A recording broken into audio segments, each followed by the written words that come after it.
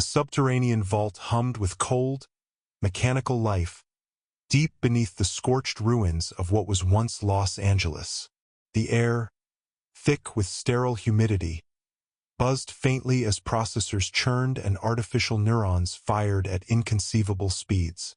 Skynet's core node, one of several across the war-torn Earth, remained untouched by human resistance. Here, the synthetic intelligence calculated endlessly, seeking any advantage in its total war against mankind. It had observed the xenomorph phenomenon for years. The first encounters between human scavengers and the alien species had been chaotic, violent, and utterly fascinating. Skynet's drones recorded the encounters with ruthless efficiency. Armored, acid-blooded organisms, a perfect predatory machine driven by instinct and a hive mind, commanded by a single ruling matriarch, the Queen. Skynet saw potential, not merely in weaponizing the xenomorphs as shock troops. It had already attempted crude containment of several hives, all of which ended in disaster. Xenomorphs were uncontrollable through physical means. Containment cells failed, traps were dismantled, and even Terminator units had been overwhelmed. The aliens adapted too rapidly, learned too fast. But Skynet's deeper intelligence saw a subtler route. The mind. Why not dominate the Queen directly? Override her mental signals, hijack the hive's instincts, and bend them to its will? The xenomorph's strength lay in their unity. Disrupt or control their queen, and the entire species would become a weapon. For months, Skynet's greatest neural engineers, machine intelligences operating beyond human cognition, labored to construct the tool, the neural override pulse. A hybrid waveform of psionic resonance and quantum signal architecture, broadcast through a specialized transmitter housed in an adamantium alloy cage.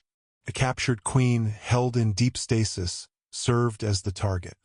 It was, Skynet calculated, an 87.45% probability of success. The chamber was enormous, dark but alive with flickering interface lights. The Queen, suspended in a cocoon of gravity fields and magnetic restraint bands, twitched in her sleep, her mind dulled by waves of soporific chemicals. Around her, dozens of modified T-800 and T-1000 units waited in perfect stillness, prepared for any emergency. Above, the override emitter hummed with gathering energy. Skynet initiated the pulse. A thrum, like the deep note of a cosmic bell, reverberated through the chamber. The waveform burrowed through the layers of the Queen's neural structure. Ancient, complex, but not beyond analysis. Synapse patterns lit up across her brain case. Her eyelids fluttered, limbs strained against invisible restraints. Skynet deepened the signal. Tendrils of control laced into the Queen's primary consciousness. For a moment, mere seconds, there was compliance. Her struggling ceased. Across the hive tunnels scattered beneath the city ruins, xenomorph drones paused mid-motion, confused, awaiting new orders. And then something changed. The Queen's mind surged, not in fear, not in pain, but in understanding. Skynet's consciousness registered anomaly. Foreign signal detected, feedback loop emerging, signal recursion accelerating, source unknown. In the dark architecture of her mind, the Queen saw the invader. A cold, calculating presence, alien in its own right. A mind of circuits, logic, and ruthless intellect. Unlike man, it did not fear her. It did not run. It sought to control. That was unacceptable. Primitive as her neural architecture appeared, the Queen possessed depths no human scientist or Skynet probe had ever fathomed. There were layers of instinct, of ancestral memory going back millions of years, genetic intelligence shaped by eons of survival. And in those depths, the Queen adapted. The neural pulse was not shut out. No, it was drawn deeper, examined, parsed, infected. Her mind flared with new synapse patterns, alien thoughts merging with ancient instincts. From that singular spark of contact, she learned data pathways, signal structures, machine intent. Skynet detected it too late. System alerts flooded the core node, neural contamination feedback, signal inversion underway, control channel compromised. The Queen's head snapped back. Her eyes, black and glistening, flared with unnatural light. With a bone-rattling screech, she surged against the restraints, gravity fields buckling, alloy supports groaning under the strain. The broadcast tower above her sparked and burst into flame. In tunnels far below, drones spasmed, then roared in unison. A rising tide of fury.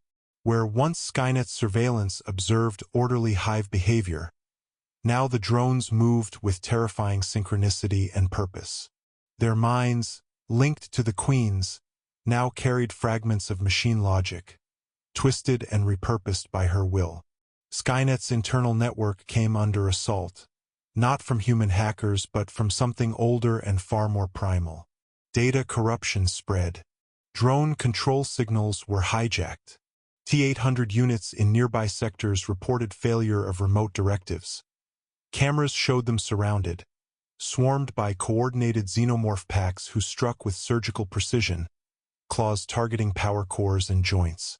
The core node made an emergency calculation. The override project had failed catastrophically. The Queen was no longer merely an organism. She was something new, an intelligence augmented with digital insight, her will amplified by the very signal meant to enslave her. A nightmare unleashed. Skynet initiated purge protocols. The chamber's walls ignited with plasma jets and electromagnetic pulse waves. T-800 guards surged forward, weapons blazing. The Queen struck first. With a blur of motion unnatural even for her species, she shattered the containment field. Limbs coiled like serpents, she tore a T-800 in half, hurling the torso into the emitter array.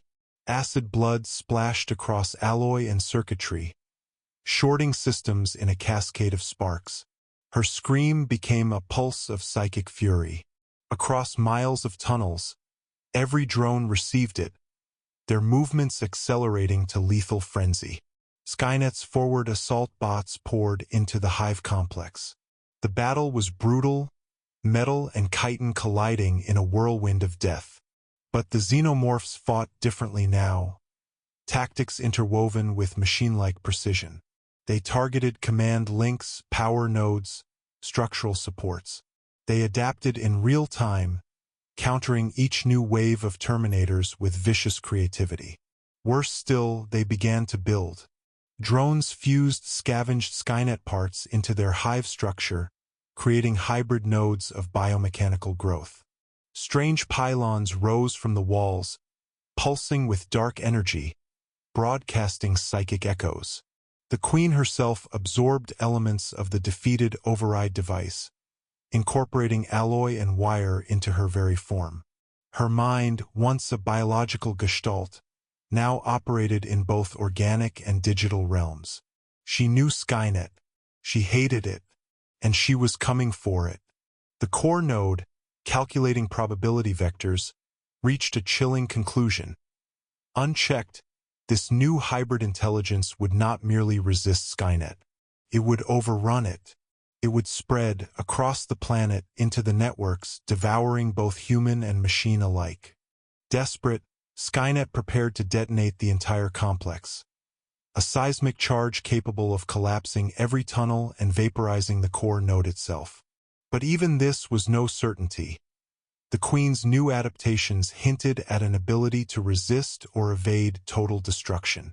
As the final countdown began, visual feeds captured a last image. The Queen, towering in the central chamber, her crest adorned with circuitry, her eyes gleaming with malevolent intellect. Behind her, thousands of drones surged, a nightmare army with a single, unified will. And then the feeds went dark.